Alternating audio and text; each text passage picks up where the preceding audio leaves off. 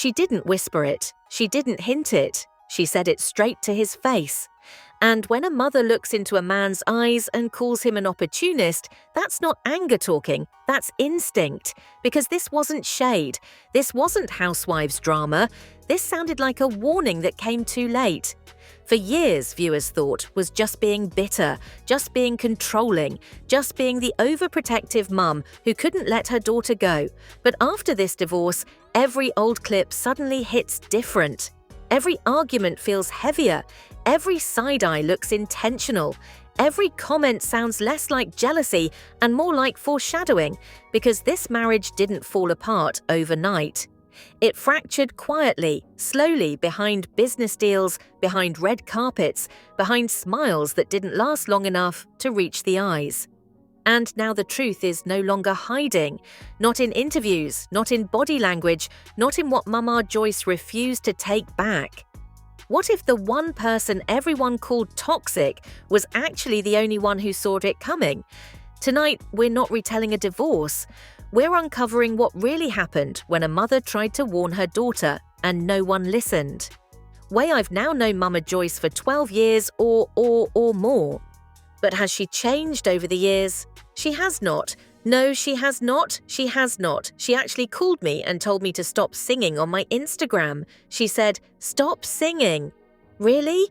You're causing a lot of friction. Yeah, wow. So no, she hasn't. She hasn't changed. For years, fans argued about Mama Joyce. Some called her controlling. Some called her cruel. Some said she was just another reality TV mother who couldn't let go. But behind the screaming matches, the tears, the infamous dinner table blow-ups, there was always one message she never changed. Todd Tucker was not the man she wanted near her daughter. While the world watched Kandi Burruss build an empire, while the cameras followed her success across stages, studios, and boardrooms, all Mama Joyce ever focused on was the man standing beside her. And from day one, she didn't trust him. When Todd entered Kandi's life, he wasn't just introduced as a boyfriend. He walked in as a producer, a man with access, a man with proximity, a man who knew exactly how celebrity relationships worked from behind the camera. To most viewers, it seemed romantic.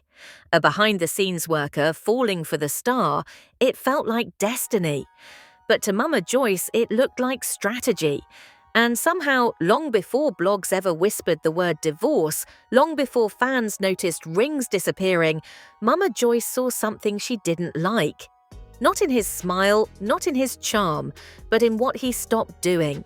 She noticed the ambition shifting, the effort slowing, the direction changing. To her, Todd wasn't building toward Kandi, he was orbiting her. And in Mama Joyce's world, that was not love, that was danger. The tension never stayed behind closed doors. It exploded in front of cameras, in front of family, in front of viewers across the globe. Mama Joyce didn't dramatize her dislike, she declared it. She didn't sugarcoat it, she weaponized it. In her eyes, Todd didn't just disappoint her, he disqualified himself. And the most unsettling part, he never won her back. Not with time, not with marriage, not even with children. As the relationship grew, so did her resistance. Years passed, yet her position remained frozen in time, still suspicious, still angry, still unmoved. And when you rewatch the footage today, knowing what you know now, the fights don't look chaotic, they look calculated. The outbursts don't feel random, they feel surgical, because what once seemed like stubbornness now feels like surveillance. Mama Joyce never softened, she never adjusted, she never slipped. And as Kandi built a life with Todd, Mama Joyce built a wall against him. Privately, she pushed. Publicly, she burned bridges. And when she spoke with intent. "You speak very negative, my child." "Well, I sure do. That's right. No hesitation, no cleanup." She said it, and she owned it. That wasn't a mother venting, that was a verdict. It wasn't, "I'm hurt." It wasn't, "I'm worried." It was, "I do not respect you." Because here's what Mama Joyce never tried to hide. Her issue with Todd wasn't emotional, it was ideological. She didn't see him as a bad husband. She saw him as the wrong man, wrong energy, wrong intention, wrong position. In Mama Joyce's eyes, a man who truly loved Kandi would be building something independent of her shadow. A man who truly belonged beside her would be standing on his own. Not behind her, not underneath her, not feeding off her fame. And this belief followed them everywhere, from homes to events to vacations. Always a spark, always a comment, always tension. And yet Kandi kept choosing him. Defense after defense, explanation after explanation. She stood between her husband and her mother for years. But even Kandi's loyalty had limits. Because while Mama Joyce attacked with words, real damage was happening quietly off-camera behind the public image. Inside a marriage that was wearing thin in ways no Instagram post could hide. The headlines only saw success, but the cracks were personal. Old clips now show strain in Kandi's voice, exhaustion behind the smiles, moments where she tries to stay present but emotionally distant. Not cold, just tired. And Todd, he started looking detached, comfortable, not desperate, not hungry, just settled in her success. And Mama Joyce, she noticed, not because she was obsessed, because she watched patterns. She clocked silence. She read shifts. She understood quiet changes in relationships before the person inside them ever does. And she kept warning, not gently, not politely, relentlessly, which is why some now believe this divorce didn't surprise her. It confirmed her. In public, people called her toxic. In private, she stayed consistent. Everyone else evolved. She didn't. Everyone else hoped. She didn't. Everyone else believed. She didn't. Which raises the question no one wanted to ask before. What if Mama Joyce wasn't bitter? What if she was early? What if what we dismissed as chaos was actually clarity? Because years later, when everything collapsed, her stance didn't change. Her tone didn't soften. Her reaction didn't look shocked. It looked validated. And there's something eerie about one person holding the same position through arguments, through marriage, through children, through time, while everyone else slowly learns the truth. Mama Joyce never celebrated. She never apologized. She never walked anything back. She stayed right where she started, which is often where people end up when they were never wrong. This wasn't about grudges. This was about instincts. This wasn't about ego. This was about protection.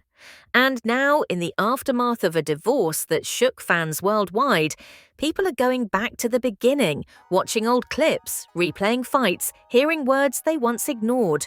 And suddenly, Mama Joyce doesn't sound reckless. She sounds strategic. She doesn't sound jealous. She sounds aware. And she certainly doesn't sound wrong, because here's the truth.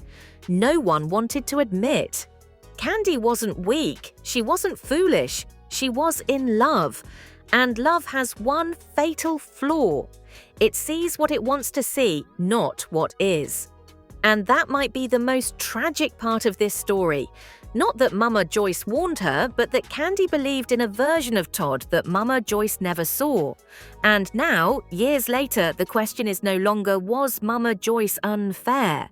The question is, how did one woman stay confident in her doubt for 14 years? And does that make her cruel or terrifyingly accurate? Because sometimes the people we call toxic are just the ones who refuse to lie to us. The marriage didn't break in one loud moment. It eroded slowly, quietly in places the cameras didn't always reach. By the time fans noticed anything wrong, the damage had already been done. Because while the public saw red carpets and birthday posts behind closed doors, two completely different lives were being lived. According to multiple entertainment sources and insiders close to production, the relationship between Kandi Burruss and Todd Tucker was no longer stable long before the divorce papers were filed. And when the news finally broke, TMZ didn't call it sudden. Kandi didn't call it sudden. They used one word instead: brewing, meaning this wasn't an explosion, it was a leak that finally sank the ship.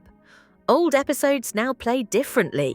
Fans began revisiting clips, pausing scenes, re-listening to arguments no one took seriously years ago, and suddenly Todd no longer looked confident. He looked overshadowed. In more than one interview, he hinted at feeling like he was living inside Kandi's shadow, like her fame came with a ceiling he could never break, like every move he made would always be measured against her success. Sources say Todd wanted space, Kandi wanted closeness, Todd wanted independence, Kandi wanted alignment. And that tension didn't stay emotional, it became behavioral. Those closest to the couple noticed changes: less time together, more separate routines, two grown adults moving under the same roof but in different directions. Privately, resentment began showing its face, and publicly, things began getting uncomfortable. Arguments that should have stayed behind closed doors spilled into staff rooms. Production, interviews, camera hotspots, boundaries disappeared. Private problems became public content, and when that happens, relationships don't heal, they perform. But the deeper cracks were forming elsewhere. Because once distance enters a marriage, rumors follow. Online speculation exploded around alleged outside influences. Names fans began connecting, moments people began dissecting, timelines social media tried to piece together. One name repeatedly surfaced: Portia Williams, not as fact, not as proof, but as rumor. Screenshots, old interactions, and side-by-side appearances became evidence in the court of public opinion. No confirmations, no admissions. But the internet doesn't wait for survival. It builds narratives faster than truth can catch up. And Portia wasn't the only name whispered. Another figure began appearing in discussions: Fatim Alfred. Fans noticed closeness, trips, energy shifts, inside jokes that didn't look casual. And then came the loudest rumor of all: threesomes, open relationships, blurred boundaries masked as lifestyle choices.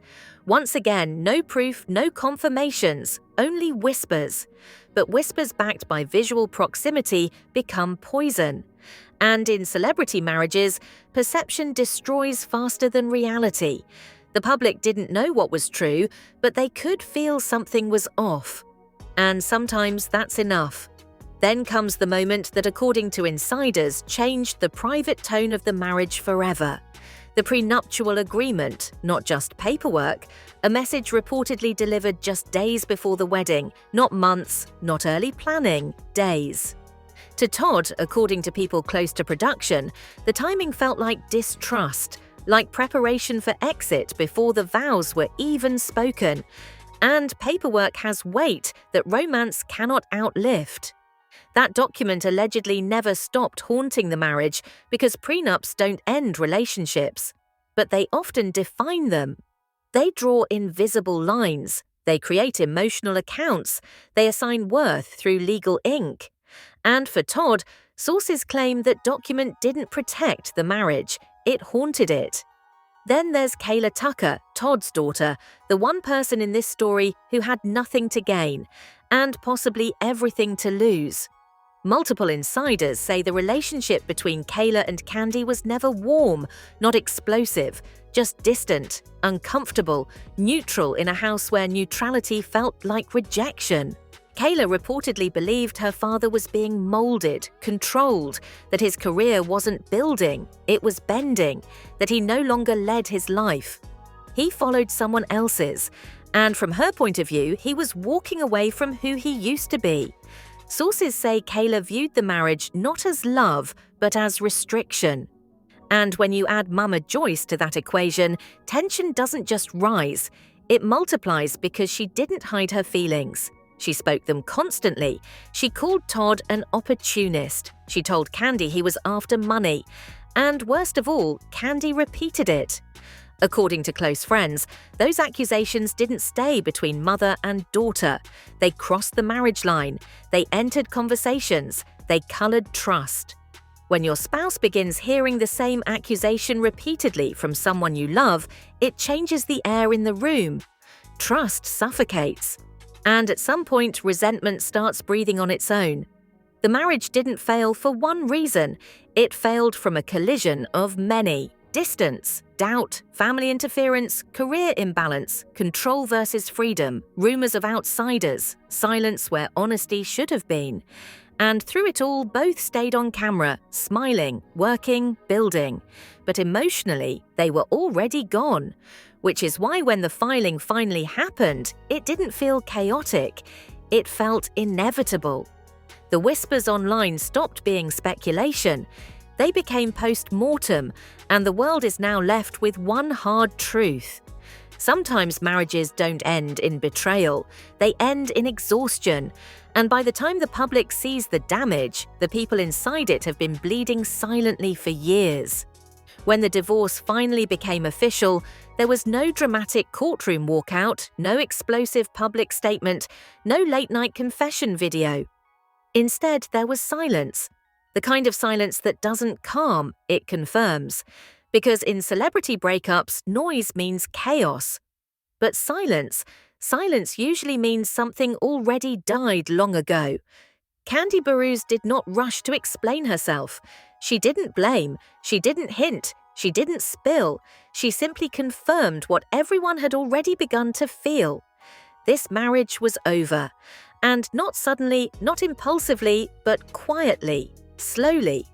After years of emotional attrition, in interviews, she used one phrase that refused to go away. It had been brewing, not breaking, brewing. A word that implies pressure beneath the surface. A storm you don't see until it arrives. And when fans went back through old footage, they saw it not in screaming matches, but in stillness. Eyes that didn't connect, conversations that never finished, smiles that paused too long before appearing. And then the biggest contrast. Kandi looked wounded. Todd looked composed, not cruel, not cold, just emotionally ahead, like someone who already finished grieving before the announcement ever reached the public. It triggered a question no one liked asking.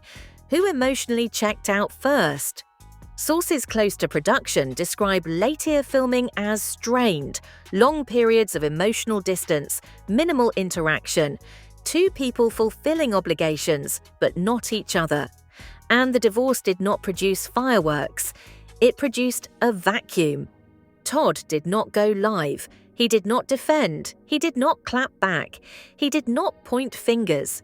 He became quiet, which only intensified the narrative, because silence becomes sound when people are listening. Kandi, meanwhile, tried to keep moving, touring, promoting, working, functioning. But according to people who've worked with her for years, something in her changed, not externally, internally. Less laughter, more fatigue, a weight no makeup could hide. And then there was Mama Joyce. Unmoved, unshaken, and for the first time, not screaming, not fighting, not interrupting, just still. No victory parade. No, I told you so. No camera-hungry vindication. Because when warnings go unanswered and outcomes repeat them, the satisfaction disappears. What remains is grief that feels heavier than triumph. For years, the world labeled her as toxic, as a saboteur, as the villain in her daughter's fairy tale. But suddenly, that fairy tale wasn't playing anymore. And in its place, a pattern. The same words Mama Joyce used 15 years ago were now trending. Opportunist, control, unequal effort, disrespect. Not from her, from the internet. And that irony wasn't lost on anyone. Kandi once stood between her mother and her husband, defending love, protecting the dream, shielding the future. Now that future was gone and what stared back was the past. Mama Joyce never apologized. She didn't rewrite her stance. She didn't soften her history. She stayed exactly where she was. Which raises a question that makes people uncomfortable. What if she was never trying to destroy the marriage, only alert her daughter to it? But warning doesn't feel good when you're in love. It feels like betrayal, especially when the threat doesn't look violent or obvious. If someone cheats, it's loud. If someone hits, it's visible. But when someone slowly takes your center, it looks like loyalty until it's dependence. And by the time you realize the difference, the scales are already tipped. Todd reportedly felt overshadowed. Kandi reportedly felt overburdened. Two perspectives moving farther apart, and the audience caught in the middle trying to translate emotion from silence. Now every old episode feels like evidence. Every argument feels foreshadowed. Everything Mama Joyce ever said feels like it was waiting for proof, waiting for collapse, waiting for truth to catch up to warning. And now we are left not with answers, but aftermath. 2 children, a public divorce, a family split, and the quiet understanding that love does not always fail in fire. Sometimes it fades unnoticed, and that makes it more dangerous because what does not explode lingers. Kandi is now rebuilding, not just brand, not just business, but self. Todd has resumed living quietly, away from commentary, away from confrontation, away from expectation. 2 adults walking into different lives without a press conference, without war, without explanation.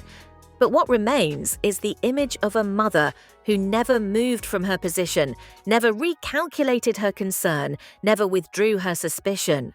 The world called her cruel. Now the world calls her something else, right? And whether that word comforts her or wounds her, we don't know, because sometimes being right means you still lose. You just lose with clarity. What we do know is this story does not end in divorce. It ends in reflection. Because somewhere between loyalty and denial, between love and sacrifice, between independence and attachment, a woman tried to warn another woman about a man who never felt wrong to love, only wrong to ignore. And now love has moved on, but the question remains, was Mama Joyce too much or just too early? Because time does one cruel thing. It turns villains into prophets and victims into cautionary tales. And in this story, the lines were never clear, just quiet until they weren't. This story doesn't end with a divorce filing, it ends with a question that every viewer now has to answer for themselves. Was this marriage doomed from the beginning, or did love just run out of time? Because what you just watched wasn't about gossip, it was about warning, about instincts, about what happens when truth arrives early and belief arrives late. Now we want to hear from you, not as fans, not as critics, but as witnesses. Do you think Mama Joyce saw something no one else wanted to admit? Or did she become the pressure that finally cracked an already fragile marriage? Drop your thoughts in the comments because the truth isn't hidden in headlines, it's buried in perspective. And if you've made it this far, you're not here for noise, you're here for what's real. So subscribe not for drama, but for the stories behind the silence. We'll be here following the details others won't touch, asking the questions others are afraid to ask, because when the cameras turn off, the truth doesn't. And neither do we.